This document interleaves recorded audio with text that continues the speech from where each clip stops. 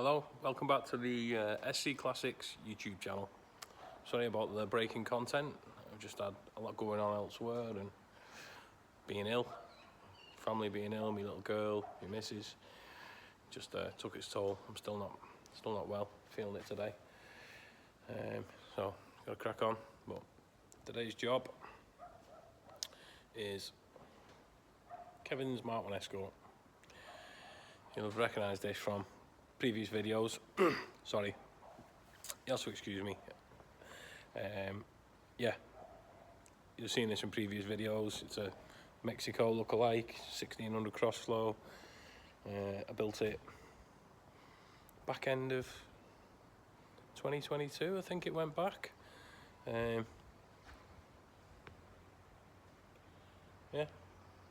nice simple steels, lowered Mexico wings, 1600 cross flow, Type 9 5-speed. This car was originally going to be built as a historic rally car, and then the owner was emigrating and sold the shell off. Kevin bought it and converted it into a road car. So it's still got a full 6-point cage in it with door bars. Still got a double skin firewall. It's turreted on the back and rear firewall and stuff like that. But then it's been converted into a road car, and he's used it. He's done the lake tour in it. Put 4,000, I think he said nearly 4,000 miles on it since it was built. So it's definitely had some use out of it, taking lots of local shows and stuff. Yeah, been well used. So today it's come back. It's on a World Cup Crossmember, which, as you'll know, if you're into Mk1 and Mk2 escorts, it's more of a competition thing, the World Cup Crossmember. So it's a bit of an awful drive. It vibrates and shakes the car.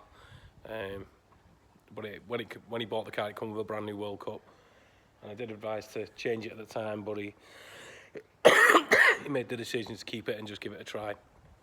But he's decided he hates it, so he's bought an RS 2000 powder coated Crossmember, some 1600 crossflow mounts. So I'm going to swap it back. I'm also fitting an electric fan kit because it's got the old fixed fan on the front, but he's noticed when it sits in traffic it just gets a bit warm. Not overheating, but he's always concerned about it, so he just wants to put an electric fan in there just in case. So I'm going to bought a kit, and I'm going to fit it today. So this is Kevin's mk1. Got it on the ramp already. Just about to start stripping it down, taking the engine crossmember out. I'll get that out of the way first, and then move on to the electric fan kit. Nice thing, nice and neat, nice and simple. The man's green, lots of looks, nice and bright. It's a nice, clean, presentable mk1. So this is what we're fitting. Got a Revotech electric fan kit.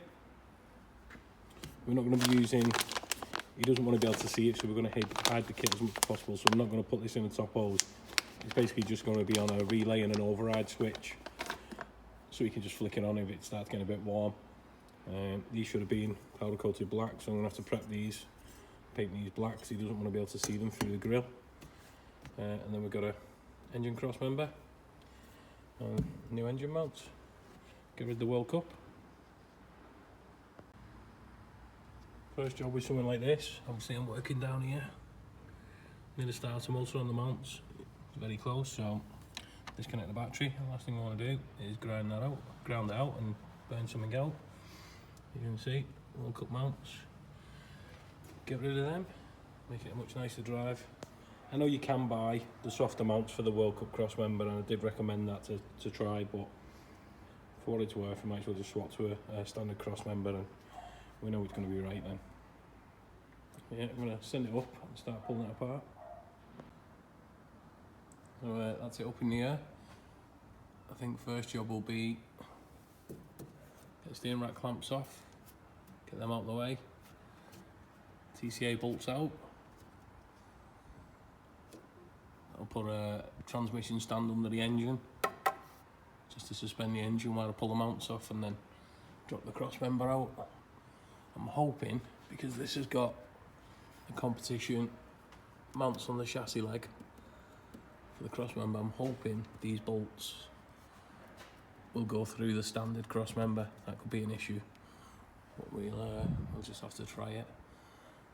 I'm gonna put a transmission stand under the engine simply because I do have the adjustable bar that goes across the two strut tops, and you hang the engine off it. But my concern is it does sit on paintwork in the engine bay, and I don't want to damage paintwork.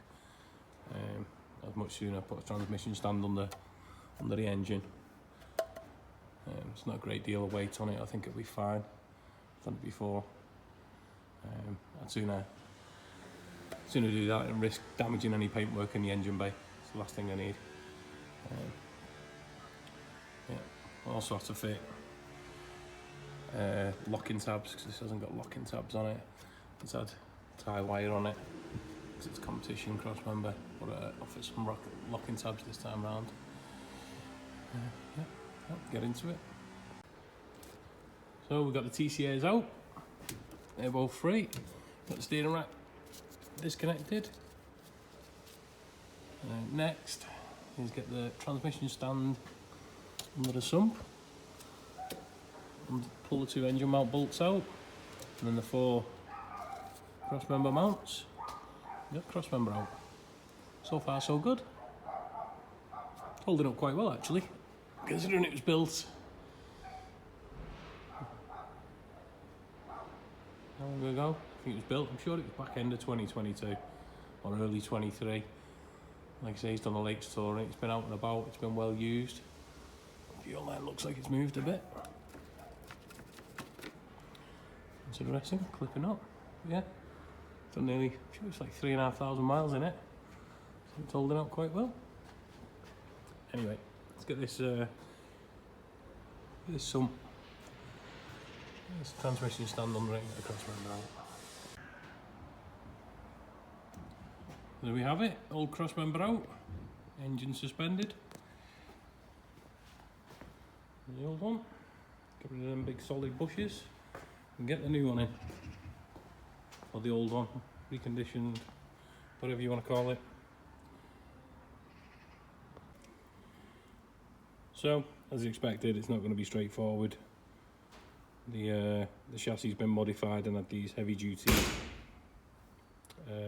bolts put in for the Crossmember. I think it's like a historic spec thing or rallying. Basically, it doesn't fit. I think it fits on one. There we go. So, with a little bit of help from my adapter kit, we'll get it fixed. It's never straightforward. Hey ho. So with a little bit of trial and error, shaving a bit off, testing it, shave some more off, test it, we finally got it on. Clearances look about the same, it's centered up. Quite happy with that. So get the rack bolted on, I'll dig some rack tabs out, get some locking tabs on the rack. TCA's in next. Engine mounts on. Hopefully, sits nice. We'll see. There we have it.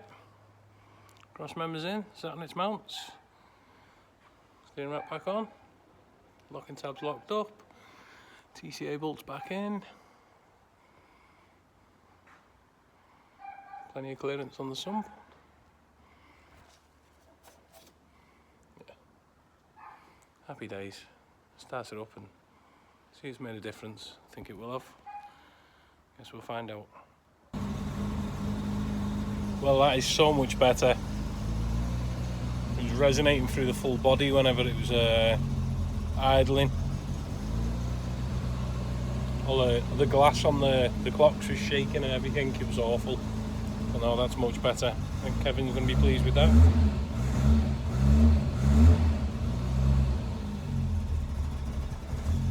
Still a bit cold. Let it warm up a bit, I think.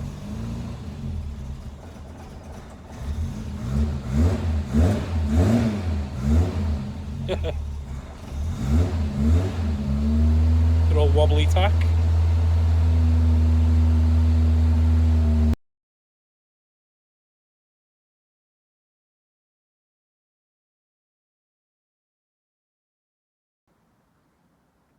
So, 9 o'clock at night, come back to do some work on the Mark 1, get the electric fan working, well, fitted, wired. Earlier on, before I left for tea, I painted the mounts black because they come in brushed aluminium. This is just going to be on a switch, it's not having the thermostat in the top hose because he wants it to be nice and discreet.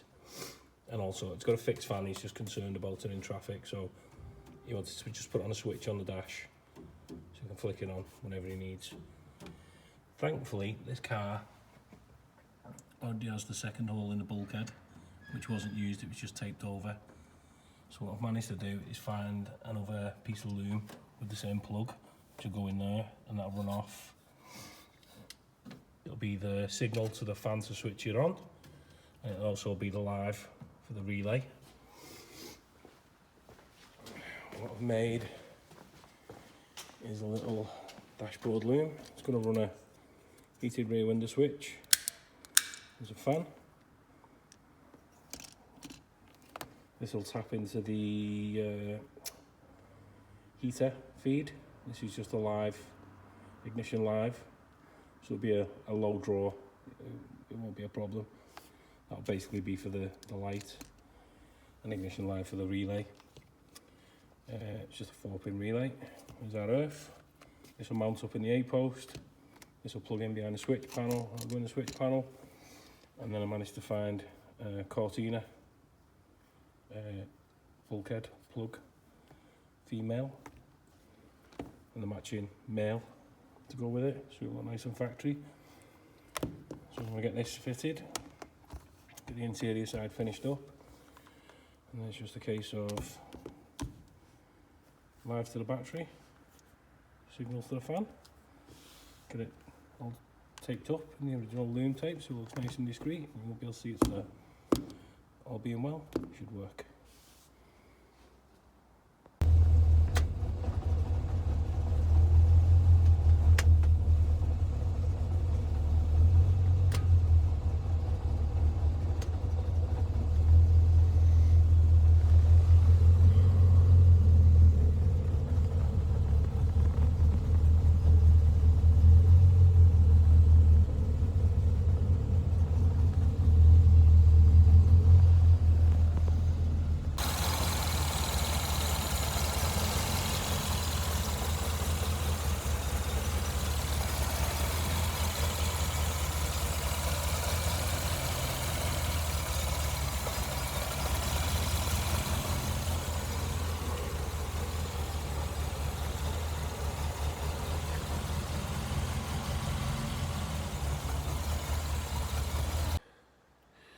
So that's the Mark 1 Escort done. Crossmember and mounts all fitted. Made a hell of a difference. The car doesn't shake anymore. Electric fan kit fitted. I'll spin this around and show you if I can. No. So, you just about see an electric fan in there. Wiring's all hidden away. This loom here is for electric fan. Just the nice and discreet power. The signal down to the fan down here. All hidden away so you can't see it. And then you get inside.